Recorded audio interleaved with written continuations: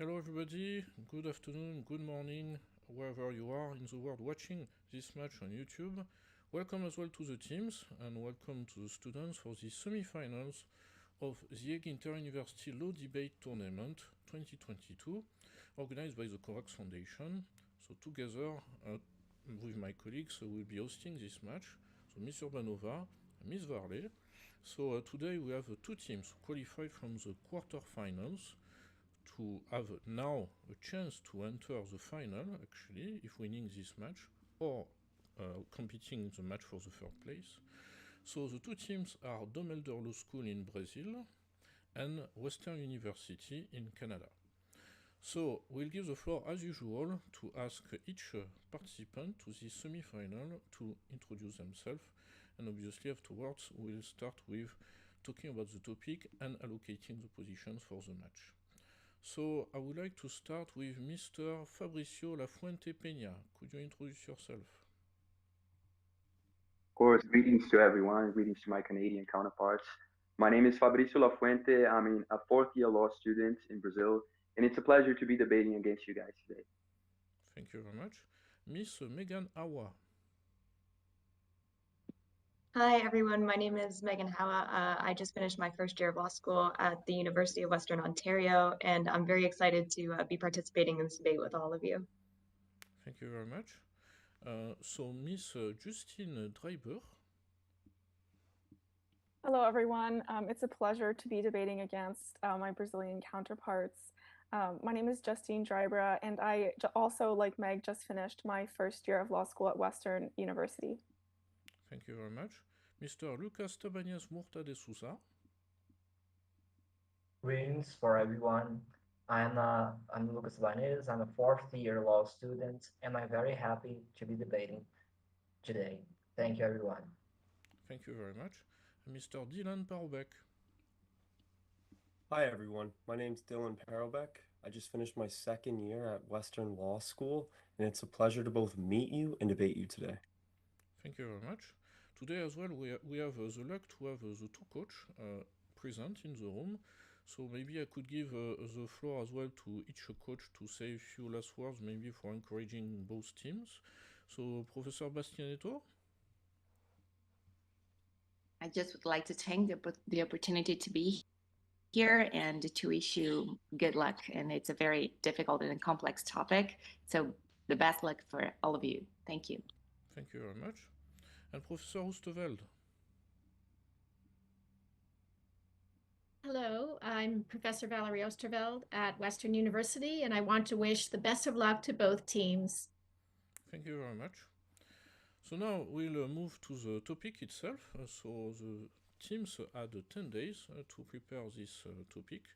The topic itself is state should be able to legally interfere in an international contractual relationship should the execution of the contract include the transfer of technology to a different state. So now my colleague has already shared the screen, and now she will click in order to see the allocation of the position for this match.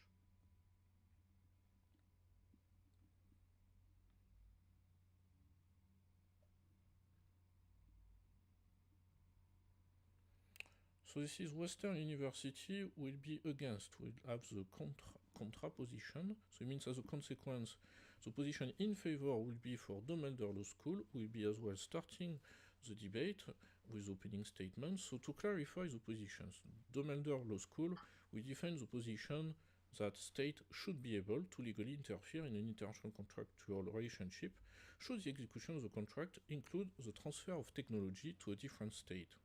On the other side, Western University will define the position that state should not be able to legally interfere in an international contract relationship should the execution of the contract include the transfer of technology to a different state. So now, indeed, we'll give 5 minutes to both teams, so you can close your camera and audio to review your argumentation based on the allocated positions, and we'll start right after with Dom Elder Law School with the opening statement of 4 minutes.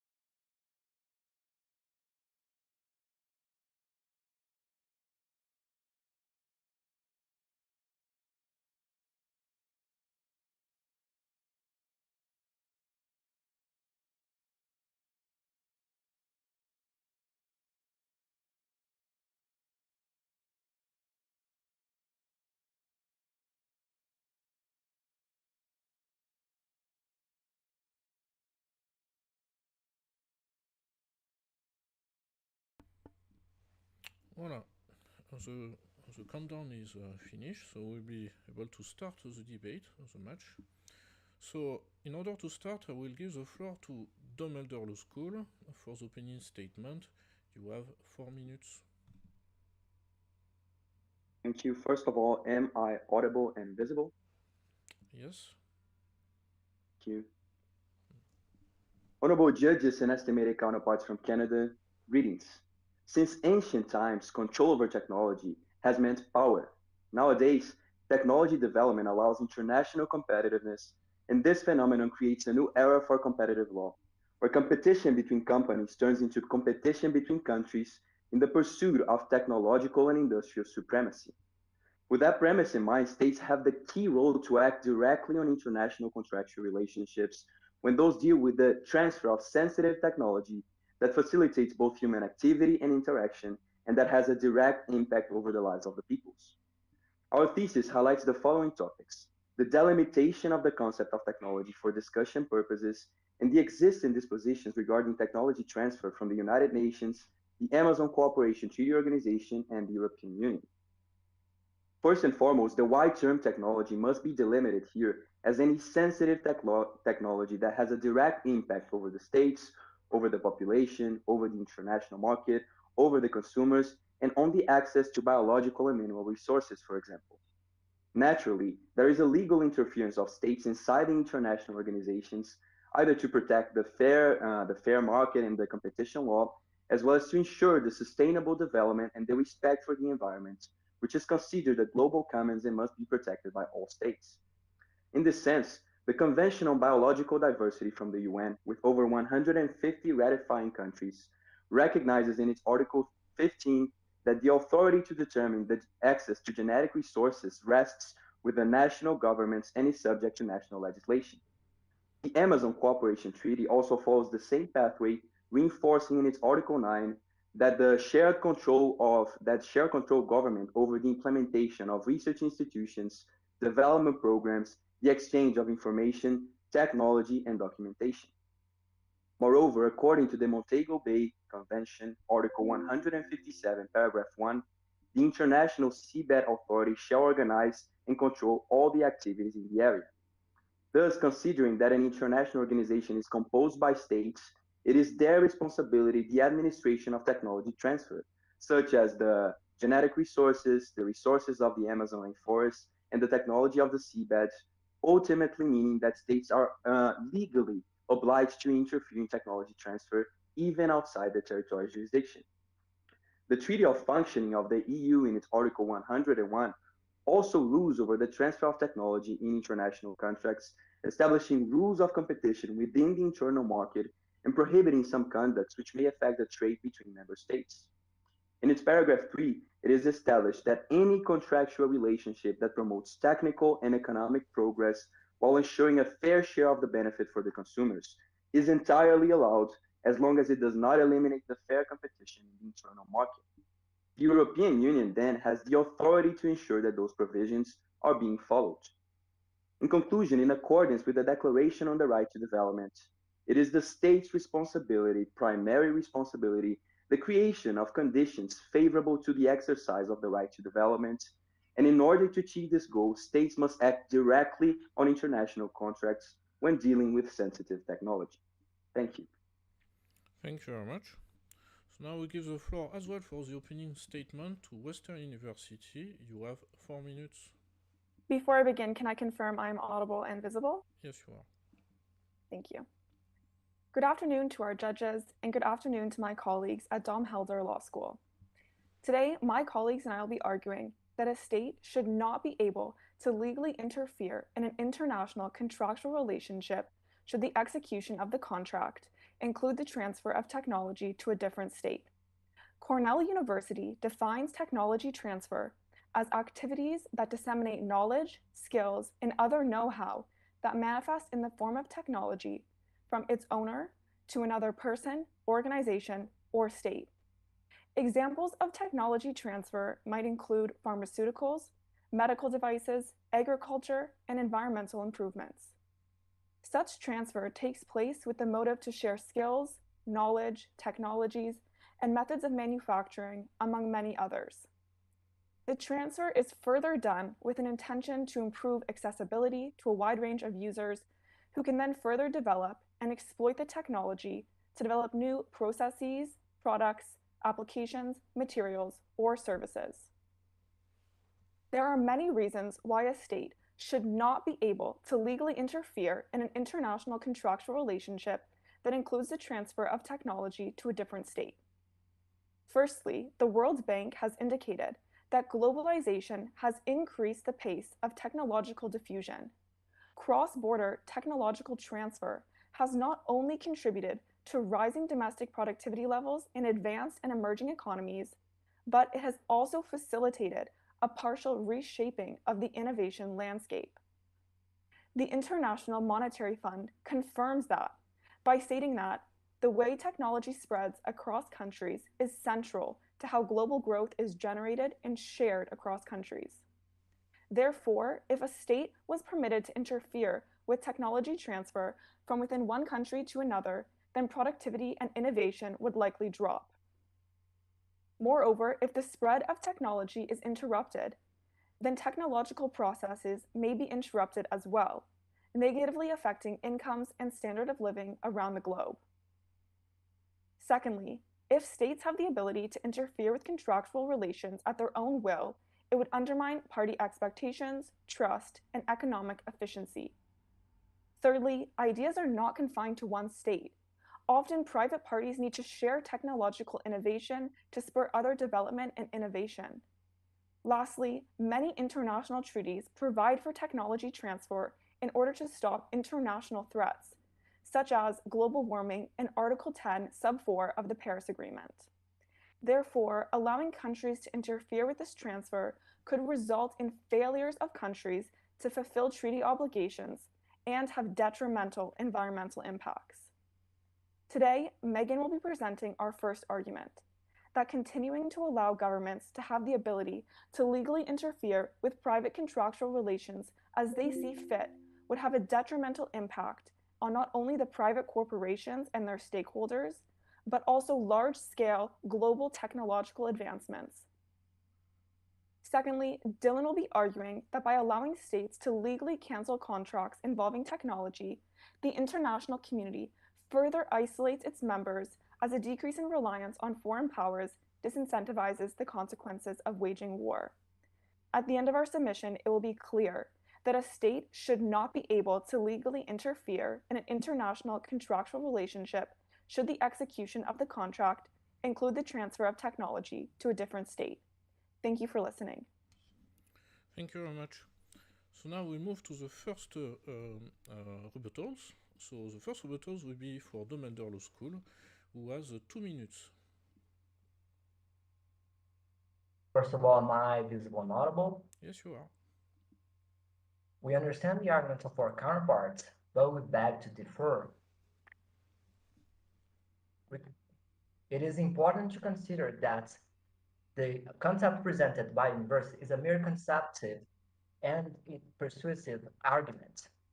There is clear evidence of the concept of relevant technology in the European Commission Regulation 316 in Article 1, letter K, which defines relevant technology as any technology rights regarded as interchangeable or substitutable by the licensee. Besides, states are entitled to interfere in actions to illegal transfer of technology, such as biopiracy. That's why the Nagoya Protocol held the necessity of previous consent of the states before any research gets access to their natural resources, as stipulated by Article 5. In addition, Article 17 of this very protocol established measures to be undertaken to avoid illegal transfer of technology. Moreover, as can be observed, states have different rights and responsibilities in contrast to private undertakings. Thus, some obligations adopted may be lifted in favor of special values selected by the international community itself. In this sense, the ASEAN Comprehensive Investment Agreement, a treaty intended to protect private investments, prescribed in Article 17 in paragraph 1 accepts the protections provided by it. including measures inter alia to protect national treasures, to protect national regulations, and to protect the environment. Thank you. Thank you very much. So now we give the floor back to Western University as well for the first rebuttals. You have 2 minutes. Hi, before I begin, I just want to confirm that I am both audible and visible. Yes, you are. Thank you. I want to thank my opponents for their arguments. However, I must respectfully disagree. My opponents have argued that states are obligated to interfere with international contractual agreements regarding the transfer of sensitive information and national resources. However, technology transfers are not as limited as my opponent would have you believe, and there are far greater threats, including global pandemics and climate change, that are better addressed through global cooperation and a transfer of technology that is not vulnerable to derailment by the actions of individual states. The international legal community should prioritize cooperation over state interests, in part by protecting technology transfers between states. International treaties, including the Paris Climate Agreement and the United Nations Convention on the Law of the Sea, contain frameworks and guidance for the development and transfer of technologies needed to support the international fight against climate change and protect our ocean's marine biodiversity. Allowing governments to interfere with this technology transfer could cause the failure of other countries to fulfill their obligations, which would undermine years of international efforts and have devastating impacts on our environment. Additionally, following the COVID-19 pandemic, a 2002 multinational study on BioNTech Pfizer's COVID-19 vaccine concluded that two of the key factors that led the global vaccine shortage were one, a lack of knowledge transfer between countries, and two, international bans involving vaccine ingredients and other components. International technology transfers were fundamental to the development of life-saving medications before and during the pandemic. And when those transfers were inhibited by state governments, they had lethal consequences. No man is an island entire to himself. The same can be said of the nations of the world today. It is imperative to the interest of all of us to support international contractual relationships that promote global technological cooperation. Thank you. Thank you very much. So now move to the second round of rebuttals. So we give the floor to Domelder Law School. You have 2 minutes. Am I audible and visible? Yes, you are. Okay. International conventions confirm the intervention of states, what the counterparts confirms. As already stated before, the technology transfer argued in this discussion is sensitive technology, the one that affects the population and the states directly. And on the prerogative to maintain the public interest, it is the government's responsibility to monitor extraterritorial contractual relationships. An example is the COVID vaccines, the most requested transfer of technology during recent times. Unfortunately, some countries did not have the same resources as the industrialized ones to make a safe immunization for the entire population. In this sense, some pharmaceutical companies, when researching for a vaccine technology, received substantial funds from the American government during Operation Warp Speed, created in order to facilitate and accelerate the development, manufacturing, and distribution of immunization for the entire population. In this emergency context, another worldwide initiative named COVAX was also created with the World Health Organization help, involving the countries and the companies that control vaccine supply in order to reach vaccine equity and also in order to reach an efficient distribution of the remaining doses for the entire population and for the most vulnerable. That way they can honor with the dispositions of Article 1, Paragraph 3 of the UN Charter, which is to promote international cooperation in solving international problems of humanitarian character. Another example is the Technology Safeguards Agreement signed between Brazil and the United States, in which the latest gets to launch spaceships in Brazilian soil due to its proximity to the equatorial line under financial compensation. This contract then enables Brazil to enter into the market of of spaceship launching, and also allows the economic growth to the area based on the mutual comparisons and assistance between states as already prescribed by Article 3 of the Declaration on the Right to Development. Thank you. Thank you very much. So now, still in the second round of rebuttals, I would like to give the floor to Western University. You have 2 minutes. Before I begin, I ask, am I both audible and visible? Yes, you are. My colleagues, Mr. Souza and Lafuente, have talked about the treaties and the marketplace, but You've not addressed the fact that if we allow states to cancel contracts that include technology, the international community would only further the isolation of its fellow members.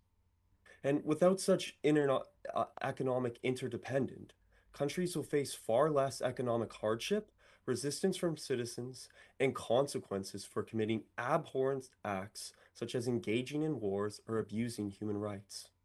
This is the theory of commercial peace that was initially crafted by David Hume. And one example that we can look at of this playing out is the European Economic Community eventually forming into the European Union. It was developed in part to mend the relationship between France and Germany and intertwining their markets so as to avoid another world war. These countries that had so much bitterness towards one another find themselves 80 years later as the strongest of allies.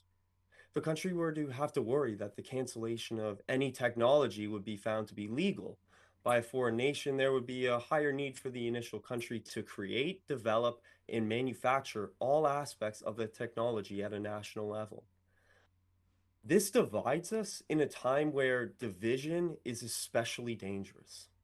There are currently 9 countries which combined have enough nuclear weapons to destroy civilization 25 times over at the push of a single button. A Russian economy that is not dependent on the international community is currently waging a war in Ukraine as NATO countries send billions of dollars worth of arms into the country. The pride of individual state aggrandizement should not outweigh the economic, technological, and dire security needs of the world.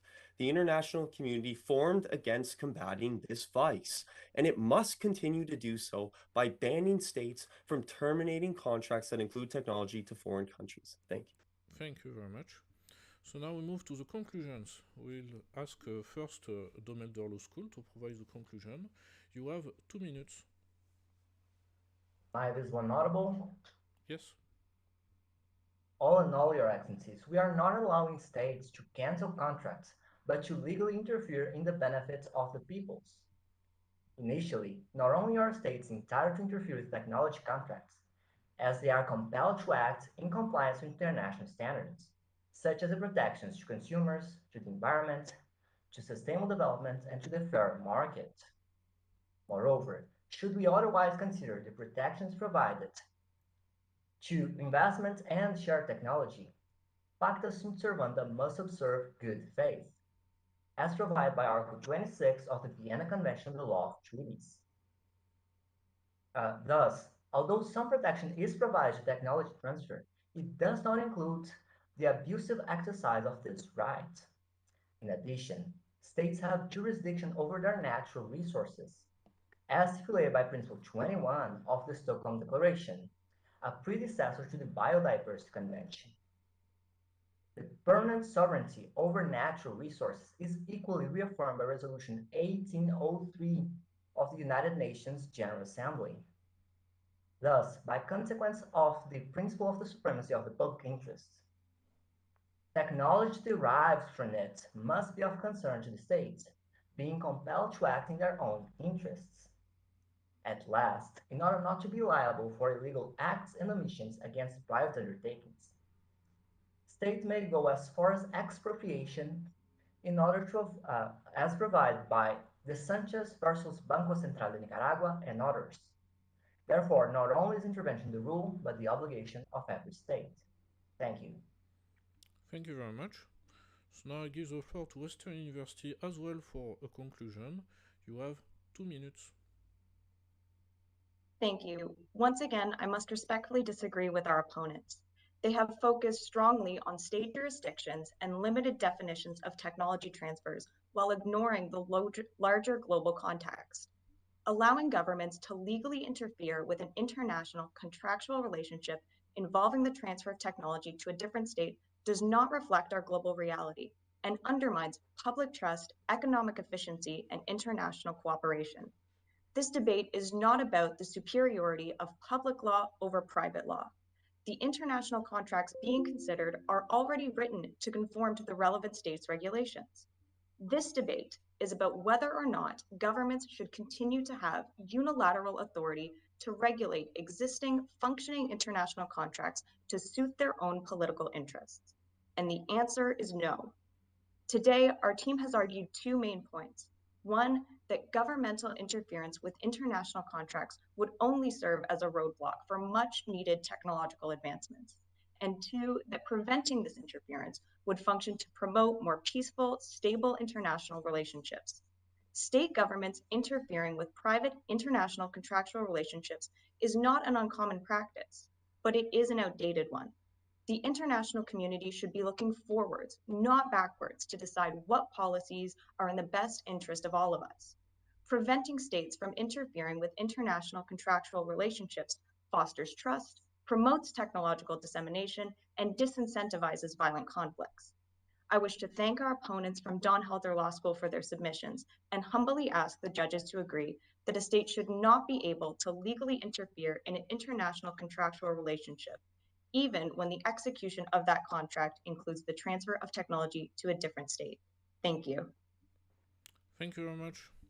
So from now we are done with this debate, so it means that you are not anymore under evaluation from now, and of course we'll be able to ask your opinion, of course, on your own performance, the performance of the other team, as well we'll ask the coach as well about their opinion about, in general, this debate. So I would like to start with Mr. Lafuente Peña, Fabricio Lafuente Peña. What do you think about this match? Okay, so first of all, congratulations to everybody, also my counterparts. I have to admit that this was so far the hardest preparation because one of our participants, Mrs. Laura Rosas, she couldn't continue in the competition. And to be honest, I have been studying your argumentation skills for quite a long time now in the YouTube lives, and I think you are amazing participants. I'm very glad to be debating against you guys, and good luck and may the best win. Thank you very much. So now Miss Megan Awa. Hi, everyone. Yes, I definitely want to echo what you just said. This was definitely the hardest prep, I think, for all of us. We were very out of our element and really appreciated the challenge that this topic posed. But you guys were incredible debaters. This was a really fun, challenging match. And if we don't go forward, I'm really hoping for you guys to take it all. So great job today, everybody. Thank you very much. Miss Justine Dreibor. Yeah, I can just echo what my colleagues have just said. This was an amazing debate. I'm so proud of our team and also the Brazil team. You guys did incredible, and being down a member of your team, we didn't even notice. You guys didn't skip a beat. You guys did incredible. Yeah, this topic was very intricate and complex, so it definitely was a hard topic to debate and research, but very proud of how both teams did, and good luck going forward to whatever team it is. Thank you very much. Mr. Lucas Tabañas Murta de Sousa. I agree with everything my colleagues just said. It was a very hard theme, and I think everyone have made such an effort to present such good arguments today. And I hope for success for everyone that's in here today. Thank you, everyone. Thank you very much. Mr. Dylan Parbeck. Yeah, it was an absolute pleasure to meet you guys and debate you. I thought you guys did a great job. I was really impressed with how well researched and how well spoken you were about such a complex topic and going through the intricacies of explaining that in a really well versed way and making really great arguments. So I really thank you guys for that and for having such a great debate. Thank you very much. So now I'll give the floor as well to the coach to give an impression as well. So Professor Bastianetto, what did you think about the match? Professor Lehanch, thank you very much for the opportunity. I'm so sorry, guys, for not being with my camera open, but I enter a lecture just in 20 minutes, so I'm in traffic. But I'd like to thank you all. This was an incredible debate, probably one of the hardest ones. Due to its complexities and nuances, and I'd like to greet as well and to compliment Professor Valerie, who's here, my colleague, and I believe probably we can meet at the Hague University of Applied Sciences in another occasion when the event turns out to be present again. Thank you very much, Professor. It's a pleasure to meet you all, and the best of luck to you all. Thank you very much. Professor Oosteveld. Thank you very much. This was a fantastic debate. It was, as the others have said, the hardest debate so far. And it's so fun when the teams are so well matched on such a deep and complicated topic. When we first received it, I do international criminal law, so this was out of my wheelhouse, and we had some very interesting discussions about what it meant, and then found out quite how large the topic was as well. I wish everyone the best, and it was a pleasure to meet all of you, including you, Professor Bastianetto. Thank you very much. So on our side, of course, I will give as well the floor to my colleague. Yeah, congratulations to both teams for all the work you have done. Yeah, this topic is quite, I would say, technical as well, as you noticed, in Europe, I have to say it's something that we hear time to time. Because of IP law, because of some fields as well, and some contracts with other parts of the world. But you did very well. I heard a lot of as well reference to some legislation and treaties that myself I know from some courses which are connected to this. So yes, so what will happen concerning the outcome of this match? Obviously, 3 judges are watching or will be watching this match, and afterwards we hope to get the results by the end of this week. We did not schedule yet the date of the final and the match for the 3rd place, but for sure we want to have it before July. It's one thing, because we know that sometimes it's challenging with the exams at this time for the judge and for everybody, the students, but we want to have them before July. So as soon as we have the results, obviously, we will communicate by email with the forms as usual. So yes, as it has been said, it means you will have another match. This other match will be either the final, either the match for the 3rd place against the team, one of the 2 teams who are competing for the other match, meaning The Hague or Colombo, the University of Colombo. So it means, yes, we need to wait a little bit to know the opponent. That will be at the end of this week, and of course it will be announced. So my colleague, maybe you would like to add some words already.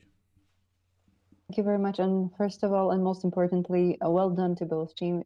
It was really an engaging debate to listen, and it's been a pleasure and honor to see your progression throughout the competition. And I very much look forward to the next debate for both teams, as my colleague said, as you are both proceeding into the next round of the competition. Depending on your final placement in the competition, of course, you'll receive individual certificates and awards for the competition as well. I would just perhaps as an organizer like to add that there are 2 additional awards this year in comparison to previous ones, as we are fully virtual this year, and that is the most favored match of the elimination phase. So that is something that you can vote for. So you can already find the form and you can share it with your friends, family, and faculty members. And the second award is the award for the most watched debate match in this edition. So that is also including the matches that took place in the first phase of the tournament. This will be announced, of course, at the closing ceremony. So after the last round of the competition, we'll hold a closing ceremony where our guests will also have some opening words and encouragement words for all the teams. And we'll do the announcement of the rankings and the winner, as well as the best oralist of the competition, and as well the 2 matches that win the awards. Yes, so we can tell you that we have seen the trophies, because they are in making at this moment. They are not, I would say, finished to be engraved, etc. Of course, there is no name of teams on the trophies, but simply winner, first place, best oralist. So we have seen them. And what will happen, of course, is that we'll ship them, to the teams who receive those awards, and to the students for the best oralist as well. So that will be, of course, at the time of the next match. So, of course, I will finish by the traditional question for the students. Mr. Lafuente Peña, have you been in Canada? Yes, I have. In fact, I've been planning to do a LLM there. Okay, which city? I want to go to Vancouver, UBC. Okay, so it's on the other side then. Thank you very much. And Miss Awa, have you been in Brazil? No, unfortunately not, but it's definitely very high up on my post-COVID travel list. So I'm definitely hoping to get down and explore Brazil and more of South America too. So I'm sure that it will be an opportunity to meet as well the students of the other teams and visit as well Belo Horizonte. Miss Dreiber, have you been? Yes? City in Brazil, Professor Han. Yes. The best city in Brazil. Yes. Miss Dreiber, have you been in Brazil as well? No, I haven't. I haven't been to Brazil, but like Megan said, it's also high on my bucket list to travel to post COVID, hopefully. Yeah. Okay, thank you. Mr. Lucas Tabanias Murta de Sousa, have you been in Canada? Yes, I have for 3 weeks. A wonderful country, wonderful people. I've been to Ontario, but I haven't been to the city of the participants, rather in Ottawa. So I hope to visit the city of the team one day. Yes. Thank you. Also in Ontario, I believe, right? London. Yes. Yes, it's in Ontario, London. Yes, indeed. Also, it's an opportunity to come back, of course, in Ontario, then, as you have been. Mr. Parobek, have you been in Brazil? I haven't been in Brazil, but I always wanted to go, especially watching the 2014 FIFA World Cup. I really wanted to be there and experience that. But even a little bit more than that, I really want to do the hang gliding there, even though I've never done it. And there's not really a big margin of error that you can have when hang gliding, but it's something I want to try and hopefully make it to the ground. So I really am excited to go to Brazil. Great. So, opportunity to connect, of course, both institutions. Finally, I will ask the coach as well the same question. Professor Bastianetto, have you been in Canada? Yes, I have. I have to British Columbia, and also I've seen this beautiful phenomenon you have there, the foliage, which is great, amazing. So it's amazing country, very welcoming. I liked it a lot. Thank you very much. And Professor Ostuvel, have you been in Brazil? Yes, I have. When I was a lawyer at Canada's Department of Foreign Affairs, they sent me to Brasilia to conduct some foreign affairs business, and it was quite exciting to be there. Okay. So again, this competition is an opportunity to connect or to discuss possibly between institutions if you want to have indeed, I would say, cooperations on events, on all kind of exchange of students as well, obviously, and as well exchange of staff. So if you want, of course, to have those connections, please do not hesitate because I know that both universities are very dynamic on external relations. As well, on the side of the students, you want to keep contact when you visit each other, I mean, in Canada or in Brazil. I'm sure that you will be extremely happy on this aspect. Personally, I've never been in Ontario. I've been in Vancouver, yes, 3 years ago. And I've been as well 2 times in Brazil, in Belo Horizonte. So yes, so it's an invitation as well for you to keep contact after this competition. Because I'm sure that you will discover a lot of positive things based on this. So it's just the first contact, I guess, this match. So thank you very much. Thank you as well to my colleagues, Miss Urbanova and Miss Varley. So we'll keep you informed about the results. Thank you as well on YouTube because I see some comments as well. So many thanks for watching and as well all the best for the judge as well for assessing this match. So thank you again. Have a good rest of the day in Canada and in Brazil. And we'll speak soon for the next match, obviously. Bye-bye. Thanks. Thank you Bye. very much. Thank Goodbye. you. Welcome, everyone. Bye-bye. Bye.